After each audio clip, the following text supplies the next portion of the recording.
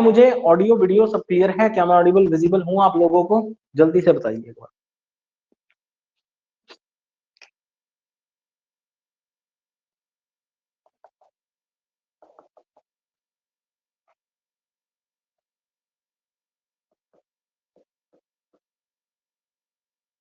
तो कल हम लॉर्ड लिनलिथगो तक पढ़ रहे थे और हमने सेकंड वर्ल्ड वॉर तक पढ़ लिया था, ठीक है ना? चलिए ठीक है, रेणुमल जी कह रहे हैं ठीक है, सब कुछ ऑल क्लियर। तो चलो फिर स्टार्ट करते हैं, ठीक है? फटाफट, ज्यादा नहीं, 45-50 मिनट का लेक्चर लेते हैं, उसके बाद 10:30 बजे आपकी बायो क्लास स्टार्ट करते हैं, ठीक है?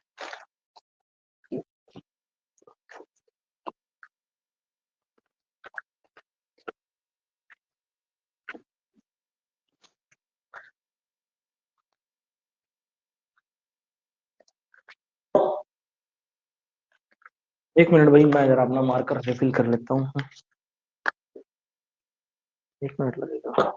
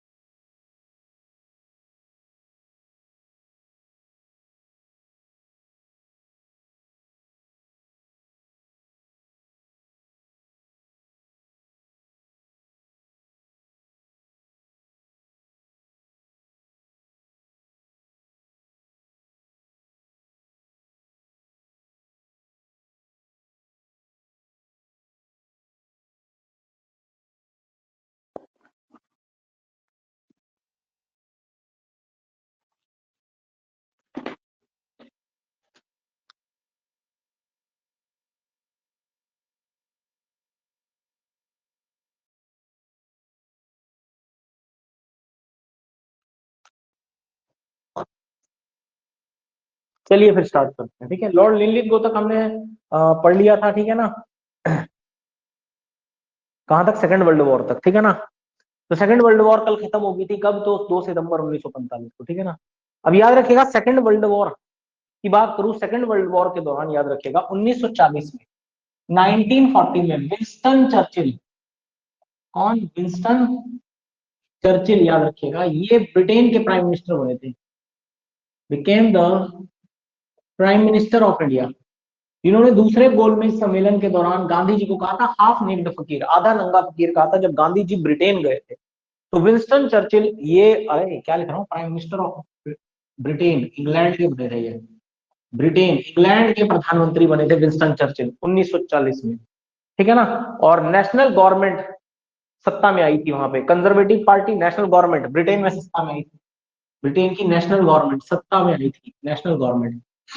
नेशनल गवर्नमेंट में सारी पार्टियां थी, जिसमें कंजर्वेटिव पार्टी, लेबर पार्टी और लिबरल पार्टी, ठीक है ना? कंजर्वेटिव, लेबर पार्टी और लिबरल पार्टी, इन सब ने मिलकर के सरकार बनाई थी, इन सब ने, इन तीनों पार्टियों ने मिलकर के सरकार बनाई थी, जिसे नेशनल गवर्नमेंट कहा गया था। राष्ट्रीय सरकार का गठन हुआ था 1940 में, ब्रिटेन में भी तख्ता पलट हुई थी, ठीक है ना? अब सेकंड वर्ल्ड वॉर के दौरान जब ये प्राइम मिनिस्टर बने थे विंस्टन चर्चिल, तो इनके समय पर 8 अगस्त 1940 को अगस्त प्रस्ताव भेजा गया था, ठीक है ना? 8 अगस्त और 1940 को अगस्त प्रस्ताव भारत आया था। क्या आया था? सेकंड वर्ल्ड वॉर के ही दौरान अगस्त प्रस्ताव, अगस्त ऑफर, इसे हिंदी में कहते हैं अगस्त प्रस्ताव, ठीक है? तो अगस्त प्रस्ताव भारत आया था, अगस्त ऑफर भारत में आया था। क्योंकि ये ऑफर अगस्त के महीने में आया था, तो इसलिए इसे अगस्त प्रस्ताव कहा गया था। और कहां पे आया था ये? तो इस समय अगस्त में इंडिया की जो समर कैपिटल थी वो शिमला थी, तो शिमला में पहुंचा, समर कैपिटल शिमला। तो भारत की इस समय ग्रीष्मकालीन राजधानी क्या थी? शिमला, गर्मियों की राजधानी, ग्रीष्मकालीन राजधानी। तो शिमला में आया था ये अगस्त प्रस्ताव। अब क्योंकि ये प्रस्ताव अगस्त के महीने में आया था, तो इसलिए इसे अगस्त प्रस्ताव कहा गया था, ठीक है ना? और इस समय भारतीय जो सचिव थे वो लियो आमरी थे, ठीक है? कौन थे? लियो आमरी जो थे वो इस समय भारत सचिव थे, भारत सेक्रेटरी ऑफ इंडिया। कौन थे? तो लियो आमरी थे इस समय, जो लेकर आके आए थे, ठीक है ना? जो इस प्रस्ताव को लेकर के आए थे शिमला में, समर कैपिटल में। इसमें क्या कहा था अंग्रेजों ने? ये कहा था, इसमें प्रोविजंस क्या क्या थे कि dominion status given after the second world war, dominion status given after the second world war. तो द्वितीय विश्व युद्ध के बाद भारत को क्या दिया जाएगी? स्वायत्तता दी जाएगी, स्वायत्तता दी जाएगी द्वितीय विश्व युद्ध के बाद, ठीक है ना। द्वितीय विश्व युद्ध के बाद, तो द्वितीय विश्व युद्ध के बाद भारत को क्या दी जाएगी? स्वायत्तता दी जाएगी, ठीक है ना। तो द्वितीय विश्व युद्ध के बाद भारत को स्वायत्तता दे दी जाएगी, ठीक है ना, स्वायत्तता दे दी जाएगी। इसके अलावा कहा गया frame constitution for India by Indian representatives, ठीक है ना। Frame constitution of India by Indian representatives,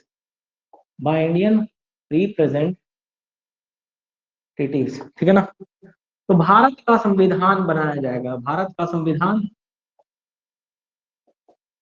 भारतीयों द्वारा बनाया जाएगा, भारतीयों द्वारा बनाया जाएगा, ठीक है ना। तो भारत का संविधान भारतीयों द्वारा बनाया जाएगा, ठीक है ना।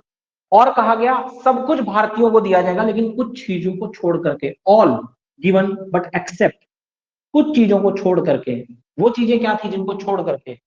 जैसे डिफेंस हो गया, ठीक है ना, कुछ होम अफेयर्स के मामले हो गए, गृह आंतरिक मामले हो गए, और कुछ एक्सटर्नल अफेयर्स हो गए, बाहरी मामले, एक्सटर्नल अफेयर्स यानी कि कुछ बाहरी मामले। तो डिफेंस रक्षा को छोड़ करके, गृह आंतरिक मामलों को छोड़ करके, और कुछ बाहरी मामलों को छोड़ करके जो है सब कुछ, ऑल रेस्ट सारा इंडिया को दे दिया जाएगा, ठीक है ना। रेस्ट इंडिया को दे दिया जाएगा, बस यहाँ पर डोमिनियन स्टेटस रहेगा इन जगहों पर, यहाँ पर अंग्रेजों का कब्जा रहेगा, बाकी डोमिनियन स्टेटस तो दे ही दिया जाएगा, ठीक है ना। ये प्रोविजंस किए गए थे यहाँ पर, ठीक है, अगस्त ऑफर में। इसके अलावा वॉर एडवाइजरी काउंसिल बनाई जाएगी जिसका अध्यक्ष वाइसरॉय होगा, ठीक है ना, वॉर एडवाइजरी काउंसिल। इसके अलावा क्या किया जाएगा? वॉर एडवाइजरी काउंसिल बनाई जाएगी, तो वॉर एडवाइजरी काउंसिल, तो युद्ध सलाहकार परिषद, ठीक है, वॉर एडवाइजरी काउंसिल। इसे कहा गया युद्ध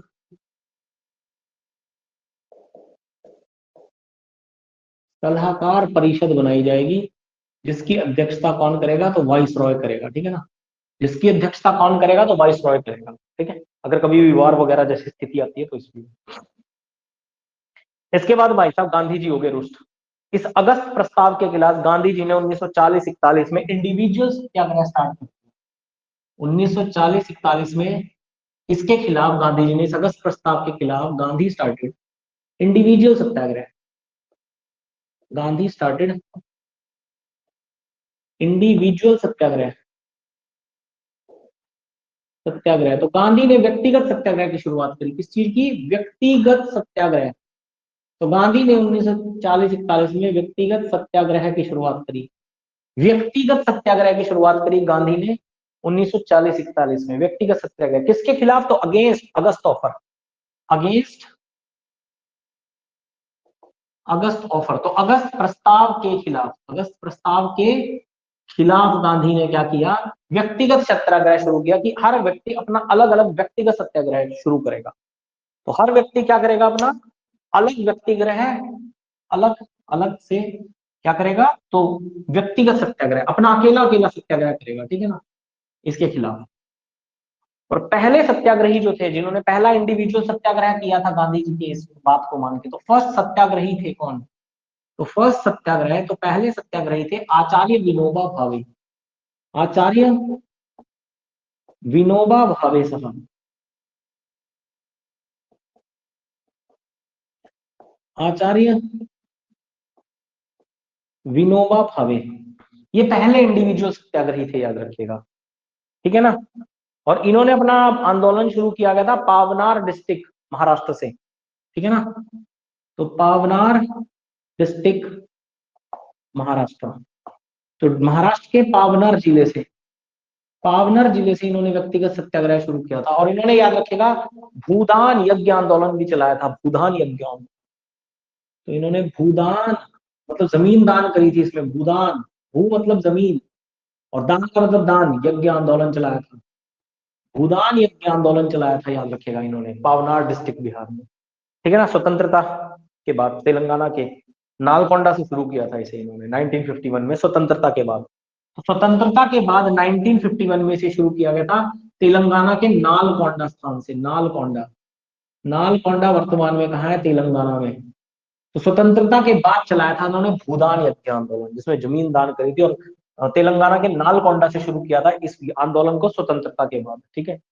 इसके बाद दूसरे सत्याग्रही थे जवाहरलाल नेहरू। वैसे तो फर्स्ट ही पूछा जाता है, लेकिन आप सेकंड भी याद रखें। दूसरे सत्याग्रही कौन थे इसमें? दूसरे सत्याग्रही थे जवाहरलाल नेहरू साहब। तो जवाहरलाल नेहरू साहब इस आंदोलन के, याद रखेगा, कि दूसरे सत्याग्रही थे। और तीसरे थे ब्रह्मदत्त। तीसरे कौन थे? तीसरे थे ब्रह्मदत्त। तीसरे सत्याग्रही थे कौन? तो ब्रह्मदत्त तीसरे सत्याग्रही थे। ठीक है ना। इसके बाद याद रखिएगा, दिसंबर 1941 में गांधी जी ने व्यक्तिगत सत्याग्रह वापस ले लिया था। ठीक है ना। दिसंबर 1941 में Gandhi withdrew, Gandhi withdrew individual satyagraha, individual सत्याग्रह।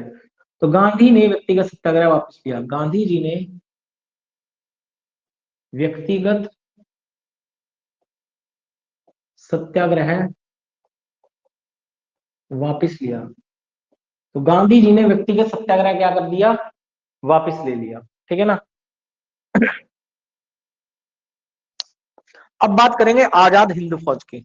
आजाद हिंद फौज की बात करेंगे हम जरा तो, और मैं बताऊंगा कैसे बनी आपको आजाद हिंद फौज। ठीक है। तो ये चीज आपने ध्यान रखनी है पहले तो। इसके बाद आगे बढ़ते हैं। अब देखिए, अब हमारा बस फ्रीडम मूवमेंट चल रहा है बहुत तेजी से। इस समय सारी की सारी फ्रीडम मूवमेंट्स चल रही है। बस हम बिल्कुल इतिहास के अंतिम पड़ाव पर हैं इस समय। यही टर्न हो रहा है, बिल्कुल बिल्कुल आजादी के लिए जो टर्निंग पॉइंट आ रहा है। ठीक है। चलो आगे अगर बात करें, आजाद हिंद फौज पढ़ लिया हमने, क्योंकि इन्हीं के समय पर आजाद हिंद फौज का गठन हुआ था, इंडियन नेशनल आर्मी। आजाद, आजाद हिंद फौज, आजाद हिंद फौज। देखो, आजाद हिंद फौज बनाने का सबसे पहले किस व्यक्ति के मन में विचार आया था कि इंडियन नेशनल आर्मी होनी चाहिए? तो ज्ञानी प्रीतम सिंह, याद रखेगा ये नाम। तो ज्ञानी प्रीतम सिंह, तो ज्ञानी प्रीतम सिंह के मन में सबसे पहले विचार आया था, याद रखिएगा। ज्ञानी प्रीतम सिंह वो शख्स थे जिनके मन में सबसे पहले ये विचार आया था कि आजाद हिंद फौज बनानी चाहिए। क्या बनानी चाहिए? आजाद हिंद फौज का विचार आया था उनके मन में। और ये इंडियन इंडिपेंडेंट लीग के सदस्य थे, याद रखिएगा। तो कौन थे? इंडियन इंडिपेंडेंट लीग के सदस्य, इंडियन इंडिपेंडेंट लीग के सदस्य थे। ठीक है ना। इंडियन इंडिपेंडेंट लीग के सदस्य थे कौन? तो ज्ञानी प्रीतम सिंह। तो ज्ञानी Pritam Singh Indian independent league के मेंबर थे। ठीक है।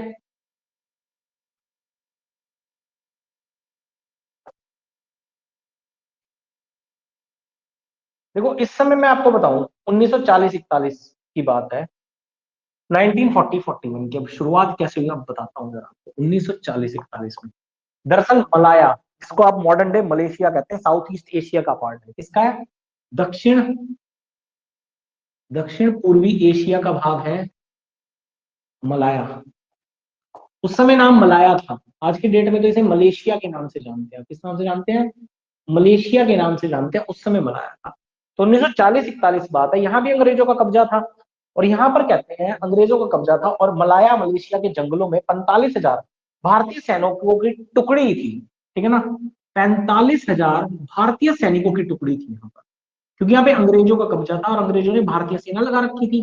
कुछ इंडियन सोल्जर्स थे जिसमें 45,000 भारतीय सेना की टुकड़ी थी। पंजाब रेजिमेंट की, याद रखें, पंजाब रेजिमेंट की, ज्यादातर सिख थे। तो पंजाब रेजिमेंट की 45,000 की टुकड़ी थी, अंग्रेजों ने तैनात कर रखी थी मलेशिया के जंगल में। ठीक है ना। ठीक है ना। याद रखिएगा।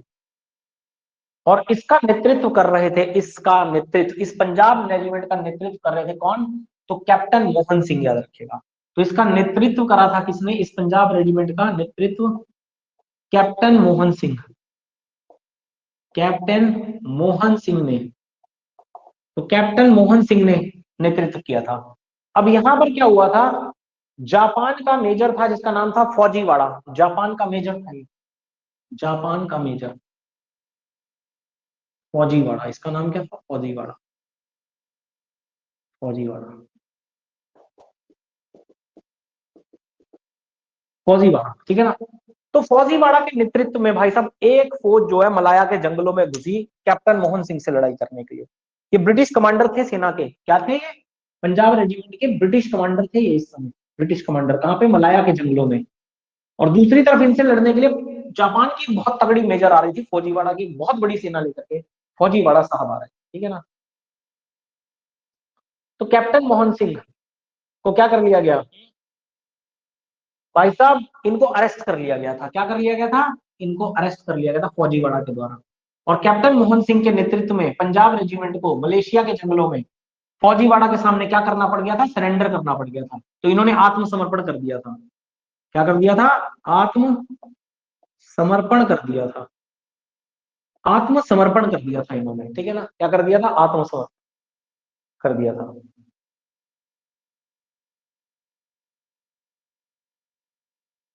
अब रास बिहारी बोस, रास बिहारी बोस ये 1915 से कहते हैं जापान के संपर्क में थे, रास बिहारी बोस साहब।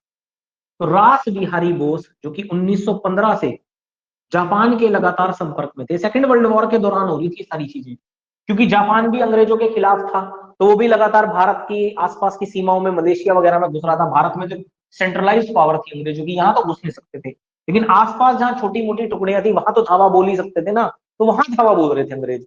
यहाँ तक कि इन्होंने इस समय भारत का जो सबसे दक्षिणी बिंदु है आपका, ठीक है ना, अंडमान निकोबार में, ठीक है ना, अंडमान आइलैंड्स के में लास्ट में सबसे, उसके साथ ही एक सुमात्रा आइलैंड लगता है। उस समय वो इंडोनेशिया का कब्जा है आज की डेट में तो सुमात्रा आइलैंड है, लेकिन उस समय जापान के कंट्रोल में आ चुका था सुमात्रा आइलैंड भी, ठीक है ना, वो भी बताऊंगा आपको भी। तो रास बिहारी बोस जो कि 1915 से लगातार जापान के कांटेक्ट में थे, ये जापान गए 1942 में, ठीक है ना। तो ये 1942 में क्या किए गए, जापान गए 1942 में। अच्छा एक चीज और, कैप्टन मोहन सिंह ने, याद रखिएगा, कैप्टन मोहन सिंह ने आईएनए का गठन किया, ठीक है ना। कैप्टन मोहन सिंह ने क्या किया था, आईएनए का गठन किया था। अगर ऐसा क्वेश्चन पूछा जाए ना कि आईएनए का गठन किसने किया था, तो बिल्कुल मत कहना सुभाष चंद्र बोस जी ने किया था। सुभाष चंद्र जी बोस जी का जो क्वेश्चन बनता है वो भी मैं आपको बताऊंगा, लेकिन आईएनए का गठन किसने किया था, तो कैप्टन मोहन सिंह ने किया था। किसने किया था, कैप्टन मोहन सिंह ने किया था, ठीक है ना। तो कैप्टन मोहन सिंह ने किया था आईएनए का गठन, कैसे किया था तो ये भी बता देता हूँ, ठीक है ना।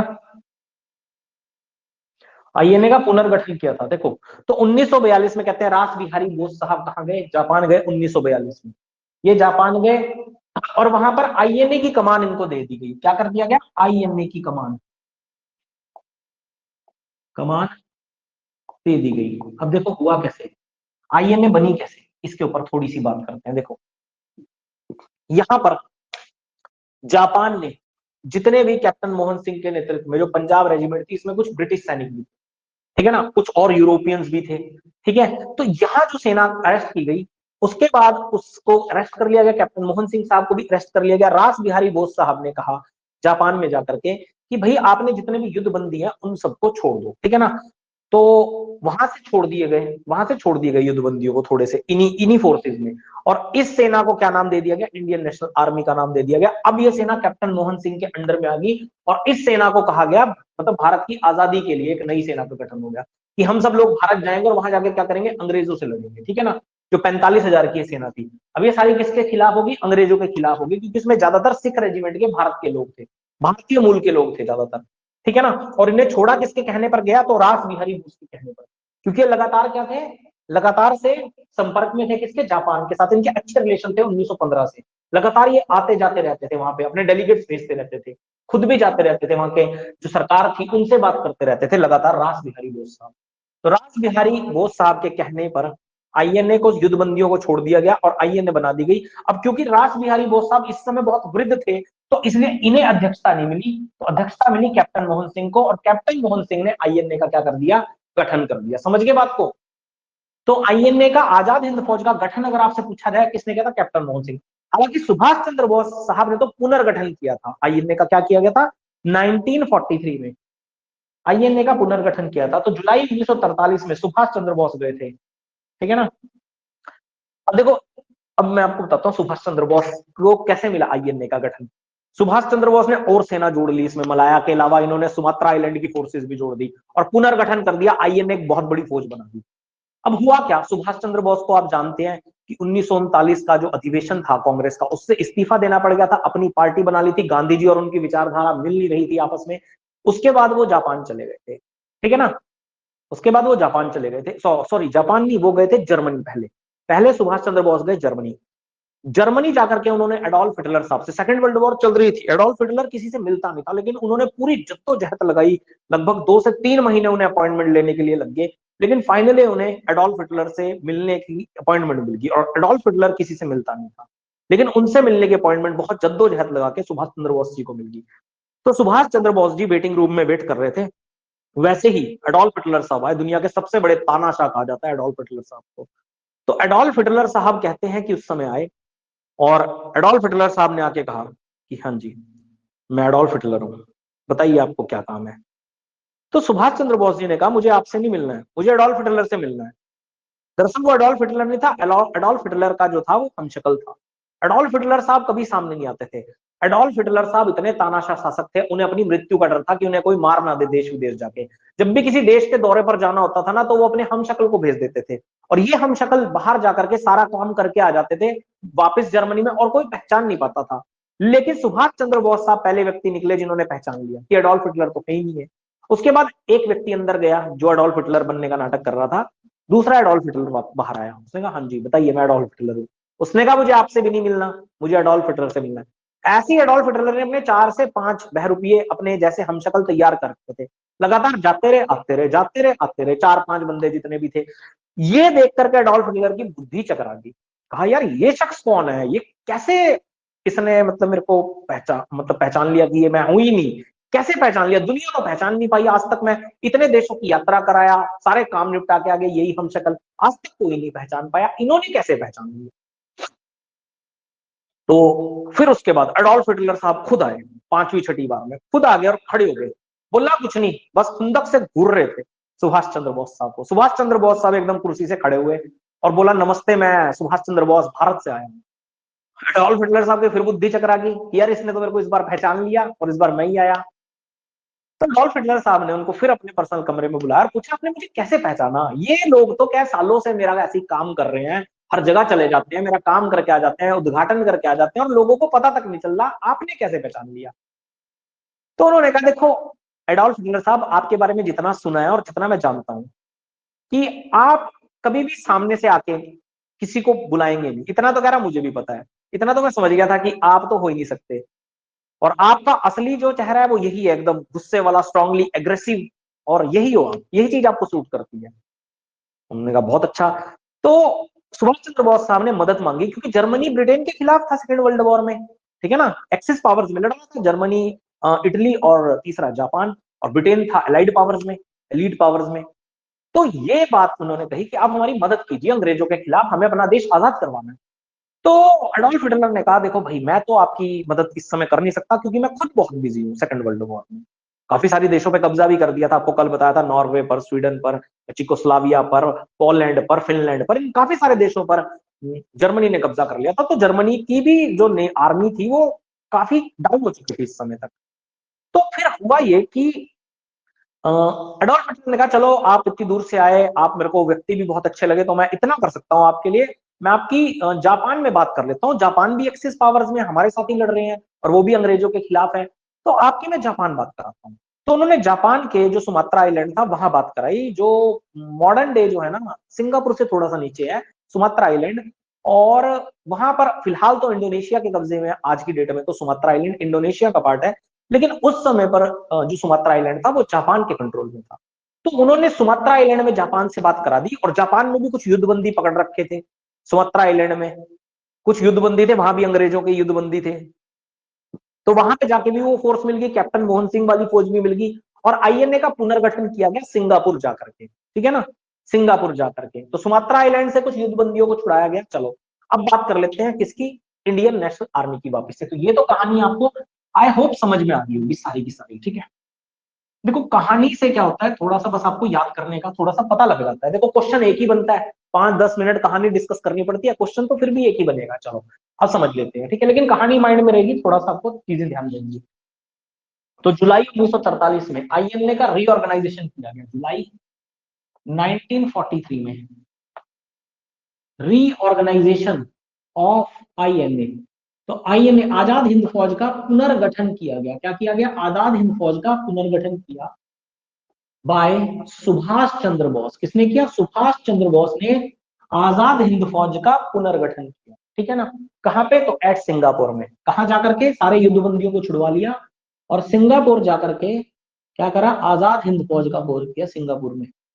तो सिंगापुर में आजाद हिंद फौज का क्या किया गया? गठन किया, ठीक है ना। और 1943 में सुभाष चंद्र बोस ने अस्थायी सरकार का गठन किया, 1943 में ही सिंगापुर में। तो सुभाष चंद्र बोस फाउंडेड, सुभाष चंद्र बोस फाउंडेड। तो सुभाष चंद्र बोस ने स्थापना की किस चीज की? अस्थायी सरकार की। अस्थायी सरकार की कहां पे? सिंगापुर में ही। तो सिंगापुर में एक स्थायी सरकार का गठन किया, ठीक है ना। अस्थायी सरकार का गठन किया रंगून या सिंगापुर में, ठीक है ना। रंगून या सिंगापुर में कह सकते हैं, ठीक है। क्या किया? और इसी समय सुभाष चंद्र बोस ने नारा दिया। क्या नारा दिया? You give me blood I give you freedom, ठीक है ना। You give me blood I will give you freedom. You will give me blood, give, क्या है? You give me blood I will give you freedom. तो तुम मुझे खून दो, मैं तुम्हें आजादी दूंगा। तुम मुझे खून दो, मैं तुम्हें आजादी दूंगा। मैं तुम्हें आजादी दूंगा। और इन्होंने कहा दिल्ली चलो। क्या कहा? दिल्ली चलो। ये दो नारे दिए इन्होंने, एक तो तुम मुझे खून दो मैं तुम्हें आजादी दूंगा, और दिल्ली चलो। ये दो नारे। और एक जय हिंद का नारा भी इन्होंने ही दिया था। क्या नारा दिया था? जय हिंद। याद रखिएगा, ये भी बड़ा इंपॉर्टेंट क्वेश्चन है। जय हिंद का नारा किसने दिया था? जय हिंद। तो जय हिंद का नारा भी याद रखेगा, इन्होंने दिया था। तो तुम मुझे खून दो मैं तुम्हें आजादी दूंगा, दिल्ली चलो और जय हिंद, ये तीन नारे याद रखेगा किसने दिए थे? तो सुभाष चंद्र बोस साहब ने दिए थे, ठीक है ना। सुभाष चंद्र बोस साहब ने। इसके अलावा सुभाष चंद्र बोस ने, याद रखेगा, इसके बाद सुभाष चंद्र बोस ने, तो ये तो सारी बात होगी किसकी? आजाद हिंद फौज की, ठीक है ना। आजाद हिंद फौज का गठन किसने किया सबसे पहले, और किसने पुनर्गठन किया? सारे क्वेश्चन अलग है, तो आपने ध्यान रखना, ठीक है।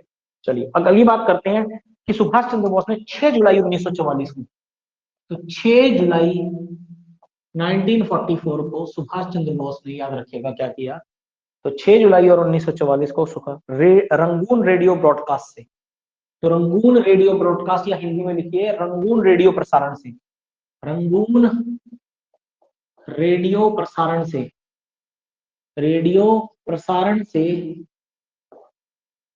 गांधी जी को राष्ट्रपिता कहा। तो राष्ट्रपिता कहा। तो ये क्वेश्चन बहुत बार पूछा जाता है एग्जामिनेशन में कि गांधी जी को राष्ट्रपिता किसने कहा था। देखो गांधी जी को 2 टाइटल मिले थे, तो महात्मा का टाइटल जो कि उन्हें रविंद्रनाथ टैगोर ने दिया था, और एक राष्ट्रपिता फादर ऑफ द नेशन का टाइटल किसने दिया था? तो किसने दिया था? सुभाष चंद्र बोस ने दिया था। किसने दिया था? सुभाष चंद्र बोस ने। लेकिन मैं आपको बता दूं, एक कोई इलाहाबाद हाई स्कूल की एक लड़की है जिसका नाम है प्रीति सिंघल, उसने अभी भारत सरकार को एक आरटीआई डाला कुछ समय पहले, और पूछा कि गांधी जी को राष्ट्रपिता फादर ऑफ द नेशन का टाइटल किसने दिया। तो जब ये question information ministry of information and broadcasting के पास पहुंचा, तो उन्हें लिख के जवाब भी देना था रिटर्न में 35 दिन के अंदर अंदर। तो 35 दिन के अंदर अंदर पूरे पूरे कागज खंगाल लिए गए ministry of information and broadcasting में, और 35 दिन बाद उस लड़की को जवाब लिख के दिया गया कि गांधी जी को कभी भी ऐसी कोई ऑफिशियल उपाधि नहीं दी गई, मतलब किसी मंच पर किसी उपाधि से नहीं सम्मानित किया।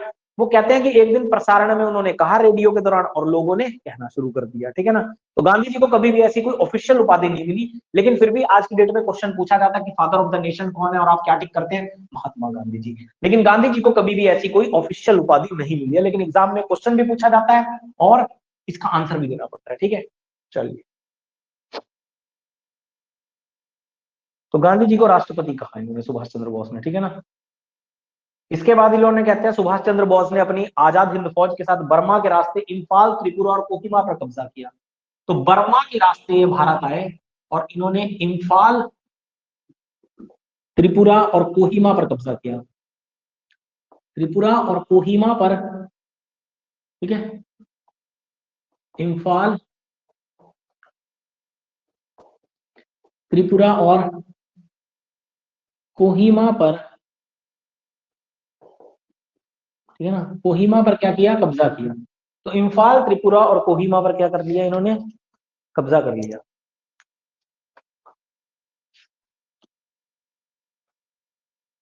इसके बाद 1942 में क्रिप्स इंडिया मिशन प्रस्ताव भारत आया। 1942 में, 1942 में Cripps India mission proposal Bharat आया। ये क्यों आया, वैसे तो मैं आपको पॉलिटी में पढ़ा भी चुका हूं। क्रिप्स भारत मिशन प्रस्ताव, ये भारत आया, ठीक है ना। ये क्या हुआ 1942 में, भारत आया। इसके अध्यक्ष कौन थे, तो इसके अध्यक्ष थे स्टैफोर्ड क्रिप्स। इसके अध्यक्ष कौन थे, तो स्टेफर्ड क्रिप्स थे। स्टेफर्ड, इसके अध्यक्ष थे स्टेफर्ड क्रिप्स। इसके अध्यक्ष कौन थे अगर पूछा जाए, तो स्टेफर्ड क्रिप्स साहब इसके अध्यक्ष हुआ करते थे, ठीक है, स्टेफर्ड क्रिप्स, ठीक है।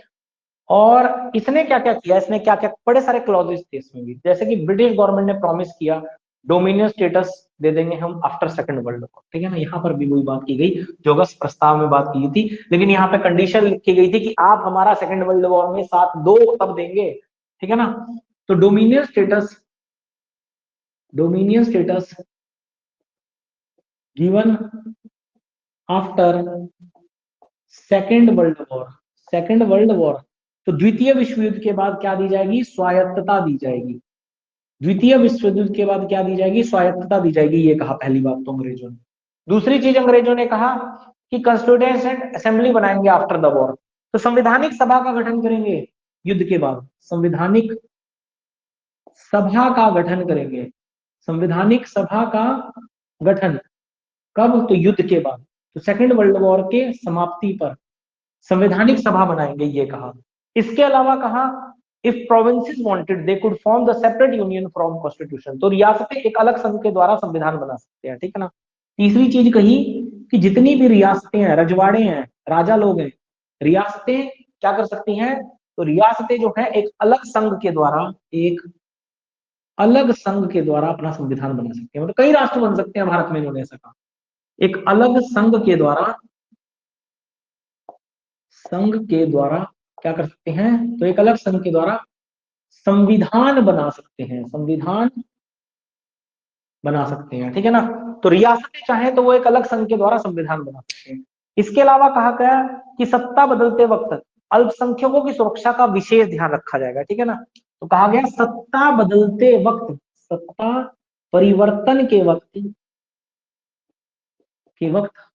अल्पसंख्यक का, अल्पसंख्यक कौन होते हैं तो आपको पता ही है, अल्पसंख्यक का विशेष ध्यान रखा जाएगा, विशेष ध्यान रखा जाएगा, ठीक है ना।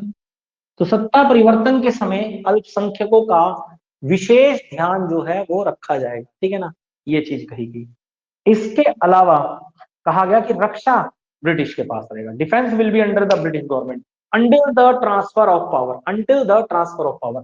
तो जब तक की शक्ति का ट्रांसफर नहीं हो जाता, तो जब तक पावर ट्रांसफर नहीं हो जाएगी भारतीयों के पास, जब तक सत्ता स्थानांतरित नहीं होगी, स्थानांतरित नहीं होगी, तब तक होगी, तब तक रक्षा अंग्रेजों के पास ही रहेगा, रक्षा, डिफेंस, रक्षा अंग्रेजों के पास ही रहेगा।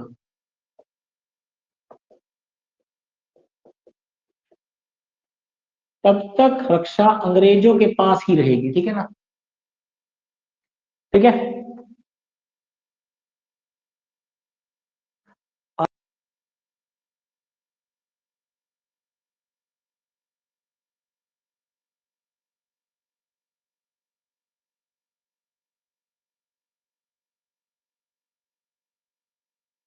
एग्जाम के। चलो ठीक है ना, तो ये क्लॉज हो गया इसमें। इसके अलावा तो गांधी जी ने, ये सारी चीजें थी, ये सारे क्लॉजेस थे। गांधी जी ने क्रिप्स प्रपोजल को क्या कहा? Post dated cheque of crashing bank. तो गांधी जी ने कहा, गांधी जी ने क्या कहा इसे? गांधी जी ने कहा इस मिशन को क्या कहा?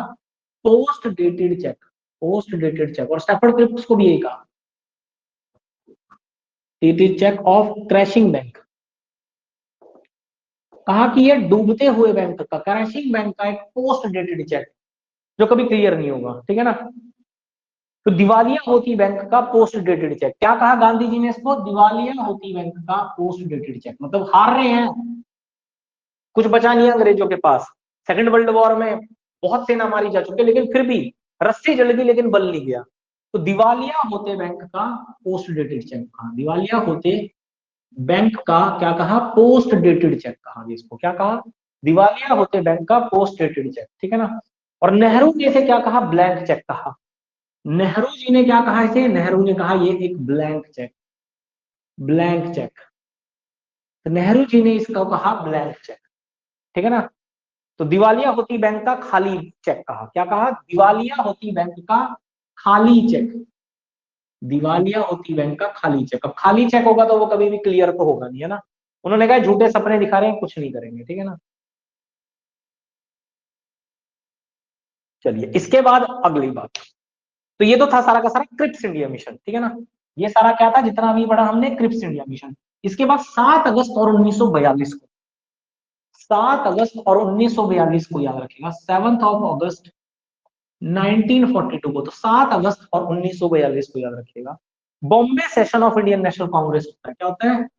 Bombay session of Indian national Congress, Bombay session of Indian national Congress. तो इंडियन नेशनल कांग्रेस का बॉम्बे अधिवेशन, बॉम्बे अधिवेशन होता है जिसकी अध्यक्षता किसने करी थी? तो जिसकी अध्यक्षता करी थी हमारे अबुल कलाम आजाद साहब ने, मौलाना अबुल कलाम आजाद साहब ने, ठीक है ना। तो अबुल कलाम आजाद साहब ने क्या करी थी? इसकी अध्यक्षता करी थी। और ये सेशन हुआ था ग्वालियर टैंक मैदान बॉम्बे में। कहा हुआ था? ग्वालियर टैंक मैदान में, ग्वालियर टैंक मैदान के अंदर हुआ था बॉम्बे के। तो बॉम्बे के ग्वालियर टैंक मैदान में हुआ था। और इसी अधिवेशन में याद रखिएगा भारत छोड़ो आंदोलन प्रस्ताव पारित किया गया था। इसी अधिवेशन में भारत छोड़ो आंदोलन का प्रस्ताव पारित किया गया, प्रस्ताव, प्रस्ताव पारित किया गया। तो इसी आंदोलन में, इसी समय, इसी अधिवेशन में भारत छोड़ो आंदोलन का प्रस्ताव पारित किया गया। और भारत छोड़ो आंदोलन, भारत छोड़ो प्रस्ताव, ये किसके द्वारा बनाया गया था? तो यूसुफ मेहर अली के द्वारा। तो ये किसके द्वारा बनाया गया था? कॉइंड बाय यूसुफ मेहर अली, यूसुफ मेहर अली। तो ये शब्द ये किसने बनाया था? भारत छोड़ो, यूसुफ मेहर अली ने। तो यूसुफ मेहर अली द्वारा, ठीक है ना। तो यूसुफ मेहर अली द्वारा बनाया गया था, ठीक है ना। हालांकि क्विट इंडिया मूवमेंट का जो ड्राफ्ट था, तो भारत छोड़ो आंदोलन या क्विट इंडिया मूवमेंट का जो प्रस्ताव था, भारत छोड़ो आंदोलन का जो प्रस्ताव था, वो किसने तैयार किया था? तो वो जवाहरलाल नेहरू ने तैयार किया था।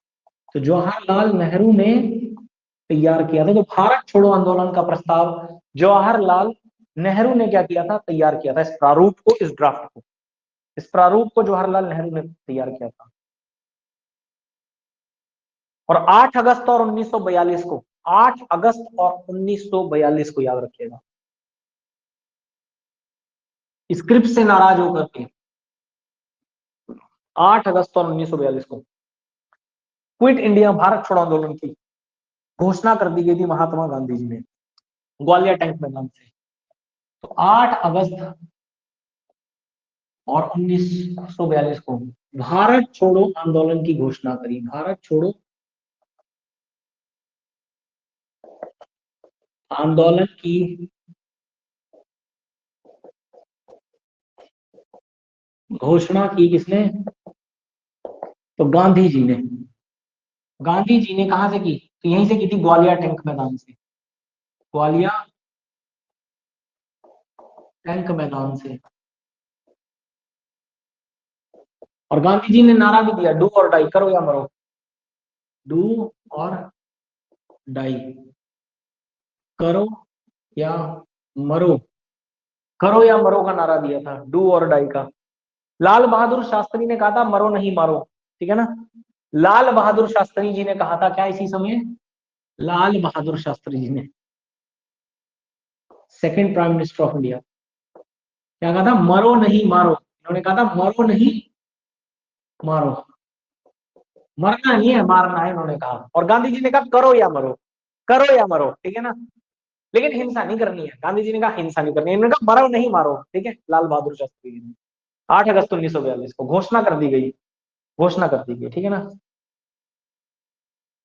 तो 8 अगस्त को घोषणा कर दी गई भारत छोड़ो आंदोलन की। हालांकि भारत छोड़ो आंदोलन शुरू हुआ 9 अगस्त 1942 को, घोषणा 8 तारीख को हुई, लेकिन शुरुआत 9 अगस्त को हुई। लेकिन अंग्रेजों के भाई साहब आईएनसी के प्रमुख नेताओं को गिरफ्तार कर लिया 9 अगस्त 1942 को। तो 9 अगस्त 1942 को, 9 अगस्त 1942 को, 9 अगस्त 1942 को याद रखिएगा कि की लीडर ऑफ आईएनसी, की लीडर्स ऑफ आईएनसी, की लीडर्स ऑफ आईएनसी, तो जितने भी आईएनसी के प्रमुख नेता थे, जितने भी आईएनसी के, कांग्रेस के प्रमुख नेता थे, प्रमुख नेता, उनको क्या कर दिया गया,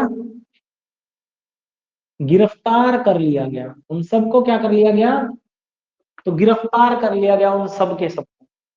तो उन सब के सबको क्या कर लिया गया, गिरफ्तार कर लिया गया, याद रखिएगा, ठीक है ना, गिरफ्तार कर लिया गया। और गांधी जी को तो आगा खान पैलेस में रख दिया गया पुणे में, ठीक है ना। गिरफ्तार करके गांधी जी को कहां भेजा गया, आगा खान पैलेस पुणे में रख दिया गया, ठीक है। गांधी जी को भेज दिया गया आगा खान पैलेस, पुणे में है ये, आगा खान पैलेस कहाँ है ये, पुणे में। जब लिखना होगा मैं लिखूंगा, ठीक है। तो आगा खान पैलेस में लिखा, ठीक है ना। कहाँ भेजे इनको, आगा खान पैलेस पुणे में। और अधिकतर नेताओं को अहमदाबाद के किले में कैद कर लिया, ठीक है ना। अधिकतर नेताओं को कहाँ कैद कर लिया, अधिकतर नेताओं को,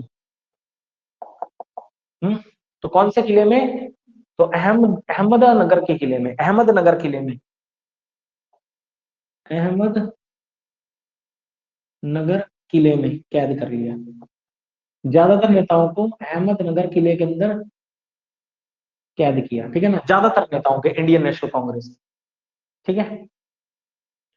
और अरुणा आसफ अली थी, जो कि क्या हो गए थे, अरुणा आसफ अली, ये अंडरग्राउंड हो गई थी, ठीक है ना। अरुणा आसफ अली महिला थी, अरुणा आसफ अली, ये क्या थी, ये अंडरग्राउंड हो गई थी, ये भी प्रमुख नेता थी, ये अंडरग्राउंड हो गई, ठीक है ना। ये भूमिगत हो गई, इनका पता नहीं चला कहां गई। अब गांधी जी ने फिर से क्या किया, गांधी जी ने फिर से यहाँ पे 10 फरवरी 1943 की, 1943 को गांधी ने फिर से हंगर स्ट्राइक को अडॉप्ट किया। तो 10 फरवरी 1943 को बाहर हिंदू मुस्लिम दंगे चल पड़े थे इस समय, ठीक है ना। लोग लगातार अंग्रेजों को मार रहे थे पकड़ पकड़ के, कोई पुलिस स्टेशन में घुस के मार रहा था अंग्रेजों को इस समय पर, कोई पुलिस स्टेशनों में घुस घुस के अंग्रेजों को मार रहा था। तो जहां अंग्रेज मिल गए वहां उसका सफाया करना शुरू कर दिया, मारो वाला सिस्टम, मरो नहीं मारो वाला सिस्टम शुरू हो गया वहां, ठीक है ना। लगातार हत्याओं पे हत्याएं शुरू होगी भाई साहब, अंग्रेजों को पकड़ पकड़ के मारना शुरू कर दिया। पुलिस स्टेशन में दिखा कम पुलिस वाले हैं, वहां पहुंच गए लोग अंदर से, अंग्रेजों को उठा लिया। गांधी जी ने 10 फरवरी 1948 को, 43 को, 1943 को क्या किया, तो गांधी जी ने हंगर स्ट्राइक अपनाई, 10 फरवरी को शुरू करी भूख हड़ताल, भूख हड़ताल। और लगभग 21 दिन तक गांधी जी ने भूख हड़ताल करी। 10 फरवरी को गांधी जी का वजन 109 पाउंड था, कितना था, 109 पाउंड। और भाई साहब 21 दिन के बाद 3 मार्च 1943 को, 21 दिन के बाद जब ये खत्म हुई, 3 मार्च 1943 को, 21 दिन के बाद जब ये खत्म हुई, तो गांधा का 103 पाउंड से 18 पाउंड वजन कम हो गया था। कितना, 18 पाउंड। यानी कि गांधी जी 85 पाउंड के रह गए थे 85 पाउंड के, 18 पाउंड वजन कम हो गया था, ठीक है ना। तो इनको कहते हैं, गांधी जी को हेल्थ ग्राउंड पर वापस से 3 मार्च 1943 को रिहा किया। तो इनको हेल्थ ग्राउंड पर क्या कर दिया गया, स्वास्थ्य के चक्कर में इन्हें छोड़ना पड़ गया गांधी जी को, क्योंकि गांधी जी को कैद कर लिया और इस समय गांधी जी की पॉपुलैरिटी बहुत आई आसमान पर। और गांधी जी को रिहा करना तो इसमें मतलब भारतीयों के लिए बहुत वो बात होगी, जिसकी वजह से अंग्रेजों को उन्होंने दिन दिहाड़े मारना शुरू कर, दिन दिहाड़े भाई साहब मारना शुरू कर दिया सड़कों पर ही। मतलब जहां अंग्रेज दिखा वहीं भाई साहब पकड़, एकदम पकड़ लिया। जैसे आज की डेट में शिकारी शिकार के ऊपर पकड़ता है ना, जंगल में शेर हिरण के पीछे पकड़ता है, ऐसे ही भारतीय लगातार अंग्रेजों के ऊपर पड़ रहे थे, ठीक है ना। तो इन्हें भाई साहब हेल्थ ग्राउंड बोल के रिहा कर दिया गया, ठीक है। 11 अगस्त 1942 को common people broke out like volcano, ज्वालामुखी की तरह फूट पड़ी आम जनता 11 अगस्त 1942 को। लिखते रहिए अब तो डेट, 11 अगस्त 1942 को कहते हैं कॉमन पीपल ब्रोक लाइक, ठीक है ना, common people broke out like volcano, common people broke out like volcano. तो जो सामान्य लोग थे वो ज्वालामुखी की तरह फूट पड़े, ज्वालामुखी की तरह अंग्रेजों पर फूट पड़े, ठीक है ना। तो आम जनता जो थी वो ज्वालामुखी की तरह फूट पड़ी भाई साहब। क्विट इंडिया मूवमेंट के बारे में याद रखेगा, ये एक लीडरलेस मूवमेंट थी, क्विट इंडिया मूवमेंट, भारत छोड़ो आंदोलन की अगर मैं बात करूँ ना, तो भारत छोड़ो आंदोलन याद रखिएगा, quit India movement, quit India movement जो थी, शॉर्ट में लिखता हूं QIM, इसका मतलब है क्विट इंडिया मूवमेंट, भारत छोड़ो आंदोलन, एक लीडरलेस आंदोलन था, लीडरलेस मूवमेंट थी। तो एक नेतृत्व विहीन, क्या कहेंगे, नेतृत्व विहीन आंदोलन, तो नेतृत्व विहीन लीडरलेस मूवमेंट थी, ठीक है, लीडरलेस मूवमेंट थी, ये नेतृत्व विहीन आंदोलन था। या फिर इसे फुल्ली वायलेंट मूवमेंट, पूर्ण हिंसात्मक आंदोलन भी कहा गया है, fully violence movement, violent movement, fully violent movement, तो पूर्ण हिंसात्मक आंदोलन भी इसे कहा गया, पूर्ण हिंसात्मक, क्योंकि इसमें हिंसा हुई थी, पूर्ण हिंसात्मक आंदोलन भी इसे कहा गया, या फिर इसे कहा गया स्पॉन्टेनियस मूवमेंट, स्वतः स्फूर्ति आंदोलन, स्पॉन्टेनियस मूवमेंट, स्पॉन्टेनियस मूवमेंट, तो स्वतः फूर्ति आंदोलन, स्वतः फूर्ति, स्वतः फूर्ति आंदोलन, ठीक है ना, स्वतः फूर्ति आंदोलन के नाम से भी जाना गया इसको। 1944 में याद रखिएगा कस्तूरबा गांधी की मृत्यु हुई थी आगा खान पैलेस, जो कि गांधी जी की पत्नी थी, Kasturba Gandhi was died, Kasturba Gandhi was died at Aga Khan palace, ये क्वेश्चन इंपॉर्टेंट है। तो कस्तूरबा गांधी की मृत्यु हुई थी आगा खान पैलेस पुणे में, कस्तूरबा गांधी गांधी जी की पत्नी थी, कस्तूरबा गांधी की मृत्यु हुई, तो कस्तूरबा गांधी जी की मृत्यु हुई 1944 में। तो 1944 में कस्तूरबा गांधी जी की मृत्यु हुई कहां पे, आगा खान पैलेस में, कहां पे हुई, तो आगा खान पैलेस में, ठीक है। इसके बाद कुछ नहीं है, बस एक क्लास और लेंगे और आपका खत्म हो जाएगा, ठीक है, एक क्लास और में खत्म हो जाएगा। नेक्स्ट है लॉर्ड वेवेल, जो कि 1945 से मार्च 1947 तक, लॉर्ड वेवेल पढ़ते हैं अगले वॉइस रॉय हमने 1945 से और मार्च 1947 तक, और उसके बाद हमने लास्ट में पढ़ने लॉर्ड माउंटबेटन के बारे में, लॉर्ड माउंटबेटन। एक क्लास और लगेगी 1 घंटे की और ये टॉपिक आपका कंप्लीट हो जाएगा। हो सकता है अगर मुझे कल टाइम मिल गया तो मैं कल भी ले लूंगी क्लास, ठीक है। तो जल्दी से बताओ यहाँ तक कोई डाउट है किसी को, ऑल क्लियर, या कोई डाउट है तो बताइए, यहाँ तक कोई भी डाउट है तो बता सकते हो, ठीक है। नेक्स्ट पढ़ेंगे कल लॉर्ड वेवेल के बारे में, ठीक है।